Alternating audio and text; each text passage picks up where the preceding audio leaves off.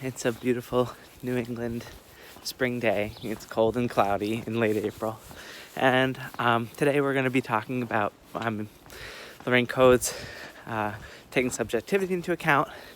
This is part 2 of 4. So, just to recap from last time, the general theme of the paper is that classical epistemology, or what I've been calling abstract epistemology, is actually a sort of politically loaded framework, even though it presents itself as if it's very abstract and transcends politics and cultures and social identities. In fact, Code's claim is it's actually a tool. It sort of functions in a political way.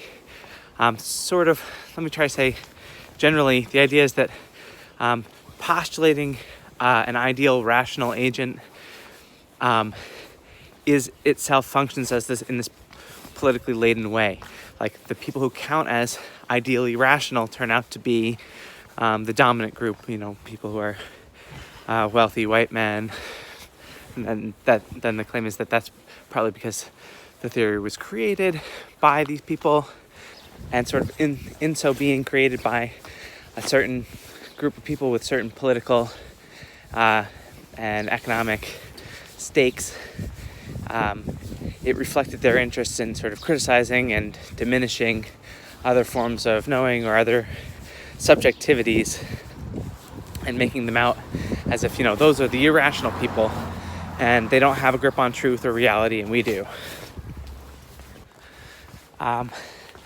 So the 3 things I want to cover today: the concept of S knows that P epistemology, concept of we saying, and the historical role that Code sees logical positivism as playing in the development of, at least I guess, the 20th and 21st century versions of abstract epistemology, in the way that it's politically laden. So I'm going to try to do it in that order. So S knows that P has dashes in there, and this is Code's term for the kind of epistemology that we've been doing. Gettier is a good example. You have these analyses: S knows that P if and only if, and then you put some conditions in. And it's got this abstract character. It characterizes this abstract program because S is a variable that stands for any subject whatsoever. P is a variable that stands for any proposition whatsoever. So S knows that P is supposed to encapsulate every case of any agent knowing any proposition. And so in that sense, it's portrayed as maximally general. So a theory of knowledge that gives you conditions on S knows that P gives you conditions on all kinds of knowledge, or at least that's the way that it's presented or conceived.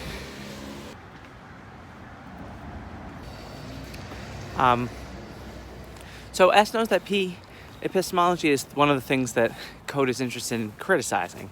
She thinks that this way of doing epistemology is sort of inherently problematic, and it's sort of it's stealth. It's secretly problematic. It doesn't seem to be.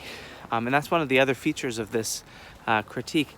The idea is that while the practices of analytic or abstract epistemology are seen as political and problematic, they're disguised, or they don't appear to be problematic, and it's part of their own theoretical justification that they're not political.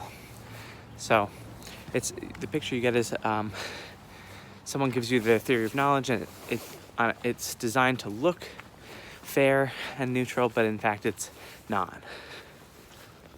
And one of the hiding places is that Code says that the S, even though it ostensibly refers to all knowers, she says it really only refers to all normal knowers, like the ones who aren't deviant, the ones who are fit the mold of the ideal rational agent. And so the theory implicitly presupposes that there are certain kinds of subjects that can't know, or that aren't they don't stand in the relevant relationship with propositions. And this kind of characterization then seems to be general, but in fact it's implicitly limited in scope. So whether or not that's a fair assessment is up for debate, and people will debate it and they say, no, I mean, how could it not include everyone? I mean, it's stipulated that it extends to every rational agent. So if it's not immediately apparent to you why it's limited in scope, I'm going to try to continue to explain that, but you would be not alone in wondering how this is supposed to work. Okay. I'm circling this park. I'll do another circle and then I'll move on. So the S knows that P epistemology concept in it is related to this other thing that Code talks about called we saying. It's a practice of we saying. And the relationship is pretty straightforward. Just like the S apparently includes everybody, but really is only limited to a certain group. There's also this practice of writing in epistemology that says, when we think such and such is rational, or when we believe this, we make these statements that use a we as if you're referring to yourself and the author, yourself and the audience. But Code's worry is like that there are implicit constraints in who we extends to. Who are we? Which people are included in the group that I'm talking about when I say we believe blah, blah, blah. And the idea is that there's going to be identity and politics built into fixing the extension of that. So we, in epistemological writing, it's used to refer to we epistemic agents, like anybody who's a rational epistemic agent, normal, rational. Like we aren't the type of people who have crazy beliefs or weird ideas about reality, weird superstitions.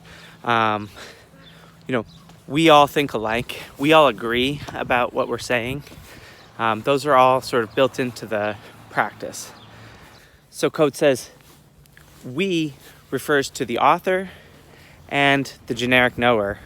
And anyone who counts as a generic knower is aligned with the author's perspective. So it's an implicit nudge or suggestion that if you're right thinking like me, then you're on the same page as me and you think the same things I do.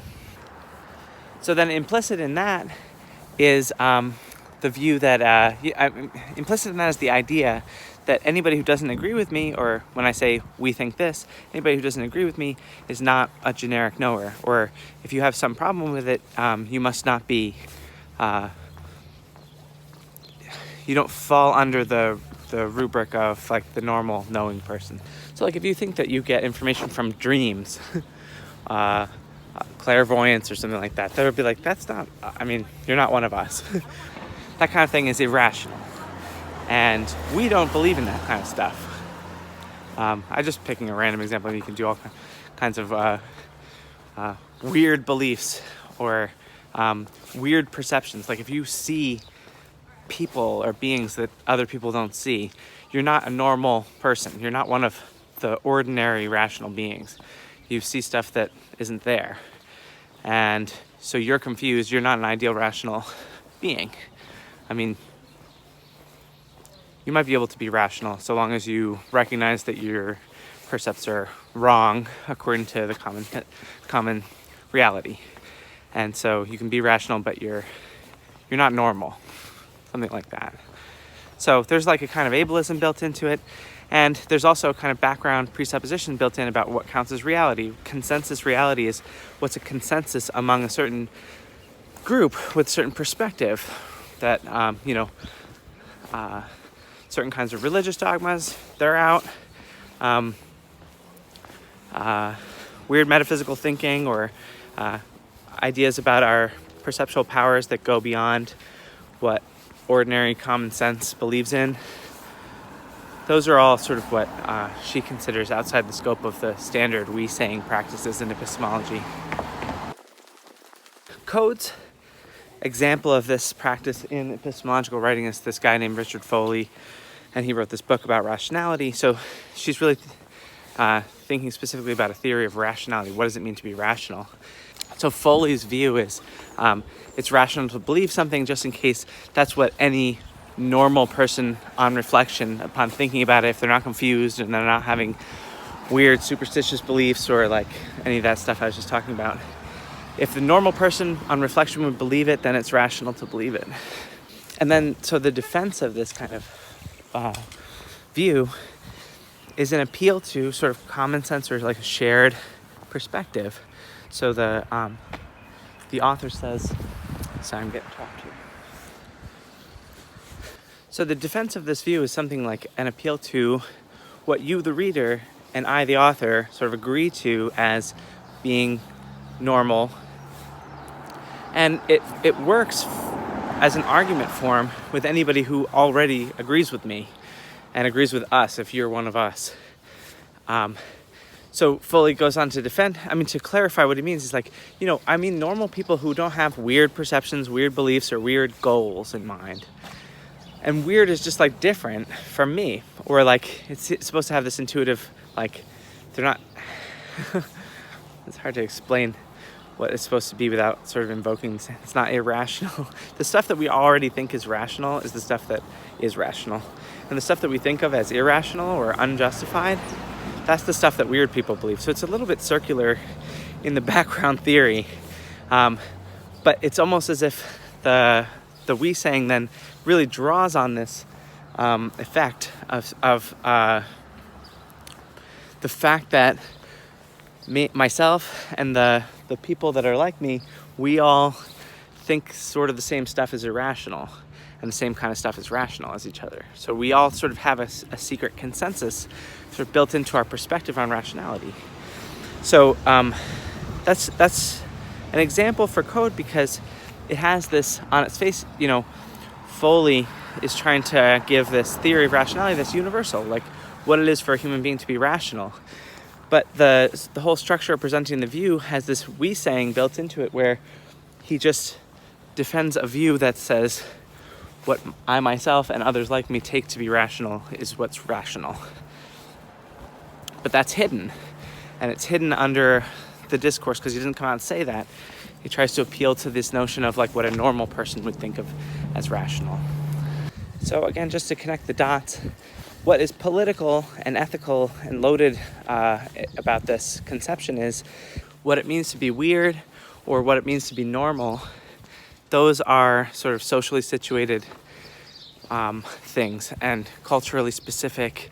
It's like what they've got in mind is a certain Western conception of that emerged at a certain time and place in history, and has an affinity for certain kinds of political ideals and ways of thinking about human interactions and stuff like that.